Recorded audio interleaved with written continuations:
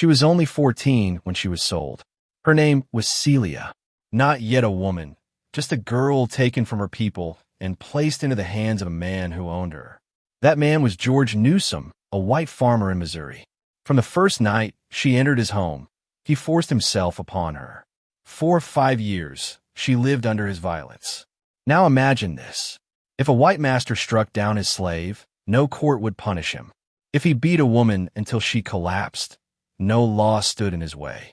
If he killed her, her life was counted as property, not as a person. But if a slave, out of desperation, out of terror, ever struck back, the law was waiting. Not to protect them, not to give them justice, but to destroy them. Celia lived inside that cruel truth. Every day, she was reminded that the law in America was not equal. It did not see her as a woman or a human being. It saw her only as property. One night in the summer of 1855, Celia reached her breaking point. Her master came again to her small cabin. She begged him to leave her alone. She warned him not to enter. But when he stepped forward, she defended herself. She picked up a stick and she struck him. Once, then again. George Newsom fell to the floor, never to rise again. For the first time in 5 years, she felt a terrible silence. Her abuser was gone. But her freedom lasted only for that single night. Because in Missouri, in 1855, there was no law for Celia. The law did not care about her cries. It did not care about her pain. It cared only that she was a black slave who had killed a white man. And for that, she would face the full weight of so-called justice. This is her story. It is not just history. It is a life lived under fear, violence, and a system built to crush her. The question is not only what happened to Celia. The question is, how could a nation write laws so cruel, so one-sided, that a girl defending herself was marked for death, while her abuser was never guilty of anything at all? Missouri, 1850s, a slave state deep inside the heart of America. Cotton and tobacco fields stretched across the land. Plantations stood tall, built on the backs of men and women who were never free. In the town of Callaway County, George Newsom was known as a farmer. To his neighbors, he was just another white landowner. To Celia, he was the man who owned her body and her life. She was bought when she was 14. 14, still a child. Newsom brought her into his home not as a servant, not as family, but as something he could use. From the first night, he forced himself on her. And from then on, his violence became part of her every day. She bore his children. She worked his land. She lived in a small cabin near the fields. And in the eyes of the law, she was nothing but his property. Neighbors saw her carrying water. Children saw her walking to the fields. But no one saw her pain, because in that world, her suffering was not considered important. And here's the truth. The laws of Missouri protected George Newsom. They gave him the right to use her body. They gave him the right to beat her. They even gave him the right to kill her if he wished. But Celia? She had no rights. If she cried out, no court would hear her. If she begged for safety, no sheriff would come. If she defended herself, it was she who would stand accused. That was the cruel design. The law was written for white masters, not for the enslaved. If a white man was harmed, the system would strike like lightning. If a black slave was harmed, the system stayed silent. Celia knew this. Every enslaved person knew this. But knowledge doesn't stop pain. It doesn't stop fear. Imagine being 17, 18, 19, with no escape, no safety, no voice. Imagine carrying the weight of a man's cruelty every night, knowing there is no one to save you. By 1855, Celia was 20 years old.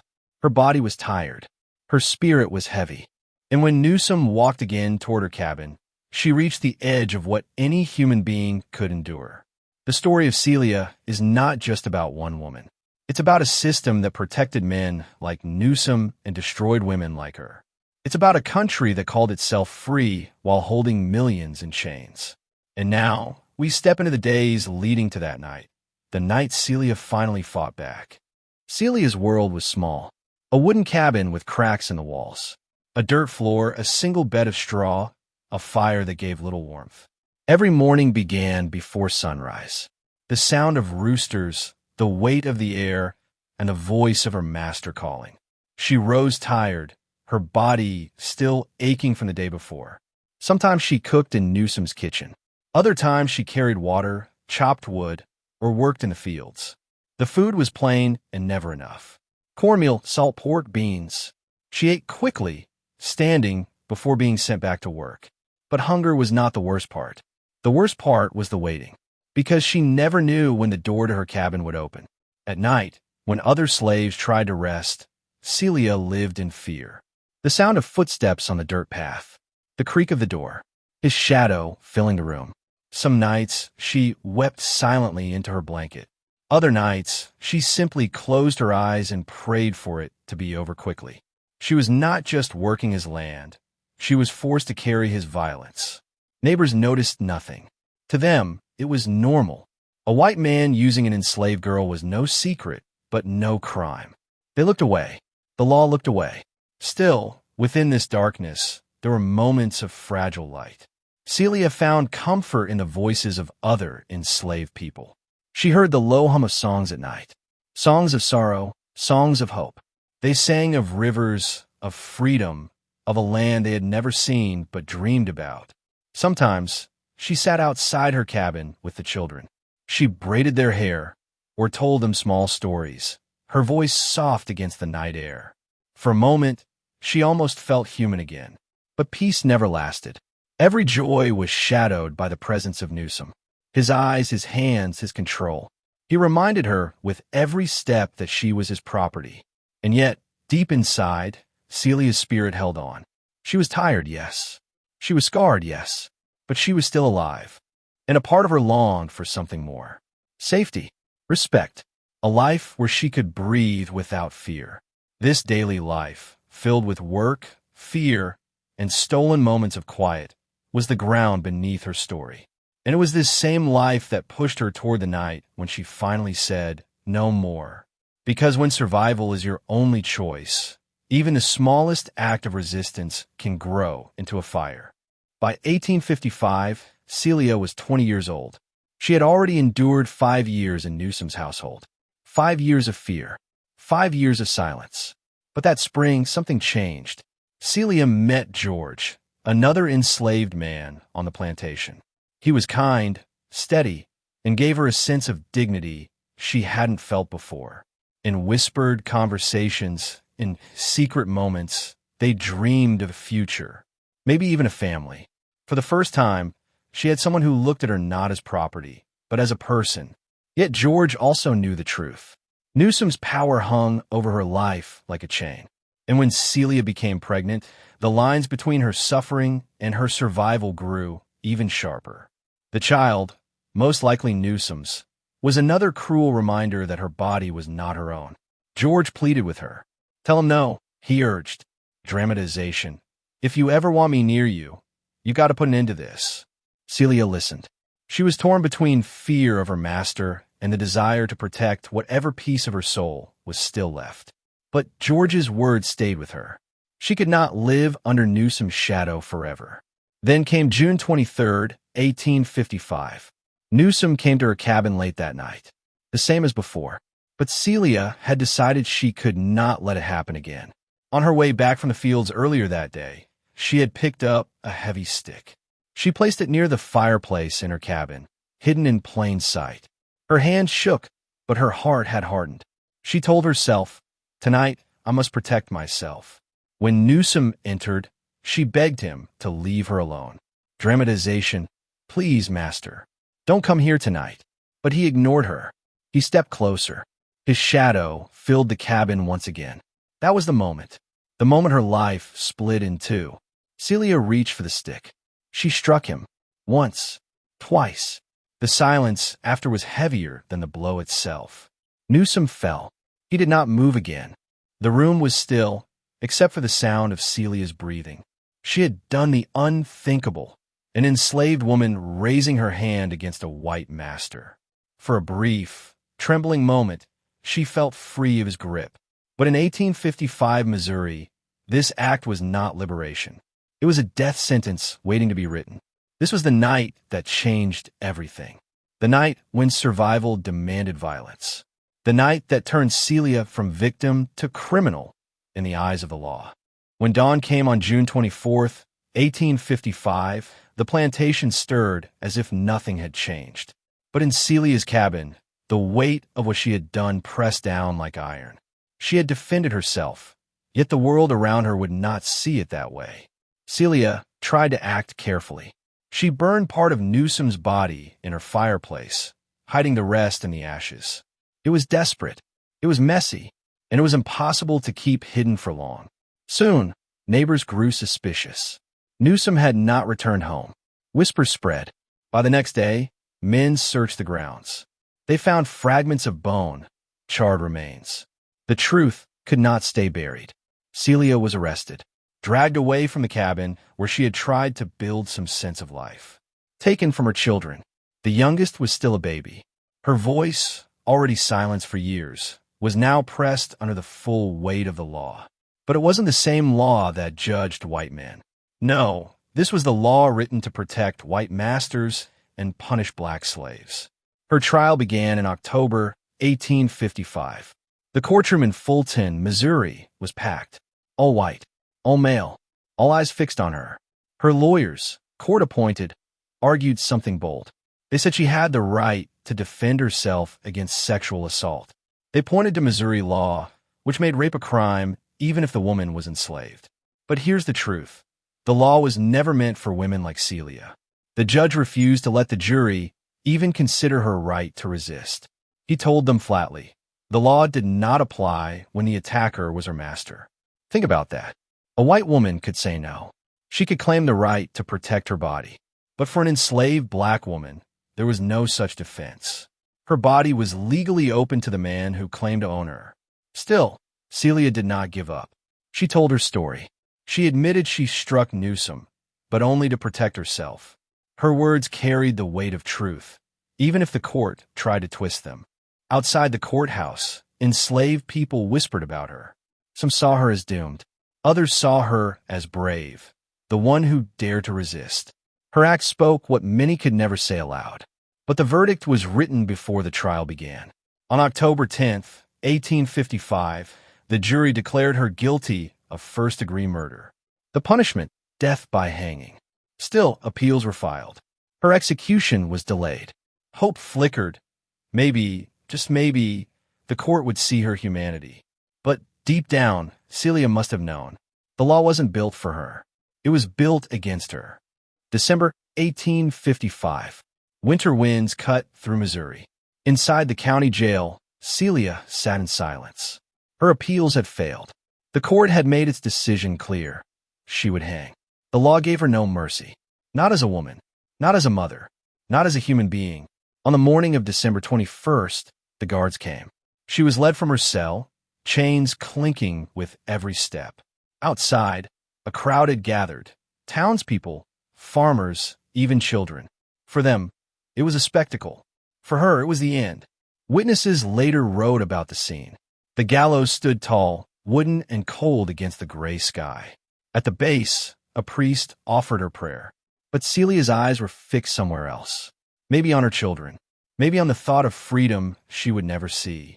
She was only 21 years old. 5 years earlier, she had been sold into Newsom's household. Now she stood on the edge of death for daring to resist him. The sheriff read her sentence. The rope was placed around her neck. In that moment, the law spoke its final word. This wasn't just about Celia. It was about the message the court wanted every enslaved person to hear. Obey, submit, endure, or face the rope. But Celia's story doesn't end in silence. Because even in that moment, she embodied resistance. She refused to bow her head in shame. She had fought back against a man who saw her only as property. Her act told the truth that the court tried to bury. Enslaved women had no protection under the law. The trapdoor opened. The crowd gasped. And just like that, the life of Celia the slave was cut short. She left behind 2 children. She left behind whispers that carried through cabins and fields. She fought back. She said no. She dared. For white Missouri, her execution was proof that the law worked. For black men and women in bondage, it was something else. It was a reminder of the cost of resistance, but also of its power. Because while the rope ended her life, it could not erase her courage. Her name survived in court records, in testimony, in the memory of those who understood what it meant. To strike back, to refuse silence, to claim even a moment of dignity. December 21st, 1855, was the day Celia's body was taken from her. But her story, her act of defiance, could not be hanged. When the gallows fell silent, Celia's story might have ended there. But the records of her case kept her memory alive. Court transcripts, testimonies, and scraps of newspaper articles carried the weight of her voice into the future. For her children, though, the loss was immediate. They were left motherless, still enslaved. They bore the mark of her act, living proof that even in death, the law did not shield them. Her youngest was an infant, too small to understand what had happened, but destined to grow up with the story whispered by others. On plantations across Missouri, enslaved women heard about Celia. They whispered her name at night, careful not to let their masters hear. Some saw in her story the tragedy of resistance. Others saw courage, the rare chance to fight back, even if the price was death. In white society, the case faded into the background. Celia was not remembered as a victim.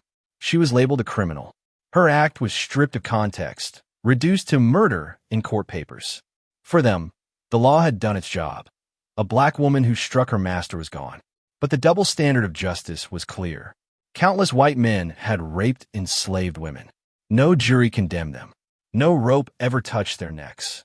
But one enslaved woman, defending herself against years of violation, was hanged. That truth cut deeper than any sentence the court read aloud. It revealed the core of slavery. Not only the theft of labor, but the theft of the body itself. The law wasn't blind. It saw color, and it chose sides. Historians later uncovered Celia's story, giving her the recognition she was denied in her own time. Her trial became a lens through which we see the brutality of slavery, especially for women. It reminds us that slavery was not just chains in the field. It was also the quiet, hidden violence in cabins at night.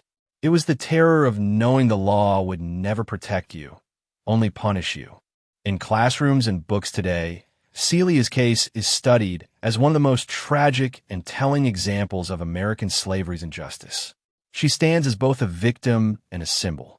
A victim of a system that offered her no defense, and a symbol of resistance, however desperate, in a world designed to crush it. Her life was short. Her end was cruel. But her story carries weight because it asks us to look at history not in numbers, but in names. Not in laws, but in lives. Celia reminds us that behind every statute, behind every court ruling, was a human being with dreams, fears, and the will to be free. Celia's story forces us to face a painful truth. In 1855 Missouri, the law was not equal. It was written, enforced, and defended for the protection of white men and against the survival of black women. Think about it. A white master could abuse an enslaved woman for years. The courts looked away. The community stayed silent. But the moment she resisted, the law came down like a hammer. That's what made Celia's case so powerful and so devastating. It wasn't just her act of defense that was on trial. It was her very right to say no. And the court answered, "You have no such right." Her story is hard to hear. It's filled with loss, pain, and injustice. But it's also filled with a kind of courage that refuses to disappear. Celia took a stand. Even knowing the world, she lived and offered her no protection. That act, as tragic as it was, speaks across generations. When we visit the ruins of plantations today, or look at old court records, it's easy to see only the history in black and white. But behind those documents are voices like Celia's. Voices that were silenced in life, but still echo in the pages left behind. Her case asks us a question that still matters now. Who gets protection under the law? Who is left out? And whose voices are still struggling to be heard? Because stories like Celia's remind us that history is not just dates and trials. It's the lives of people who carried unimaginable burdens and still found the will to resist. She was only 21 years old. Her name could have been lost, just another line in a court ledger. But instead, her story has survived. Not as the murderess her trial called her, but as a young woman who demanded the dignity denied to her. As the music fades, imagine her face dissolving into the pages of the trial transcript. The words State of Missouri versus Celia, a slave stamped across brittle paper. And then the image of an old, crumbling plantation cabin. Empty, silent, but not forgotten. Stories like these remind us of the pain and the strength carried through generations. They remind us of what happens when the law protects some and abandons others. And they remind us why remembering matters. This is not just history. It's a life. It's Celia's life. And while the rope ended her body, it did not erase her story. Fade to black. A single candle flickers, then goes out. Law only for black slaves, not for whites. And then, one last tease for the audience. But this is only one story. Next, we uncover another voice history tried to silence. Hey guys, if you enjoyed this video, smash that like button and don't forget to subscribe for more awesome content.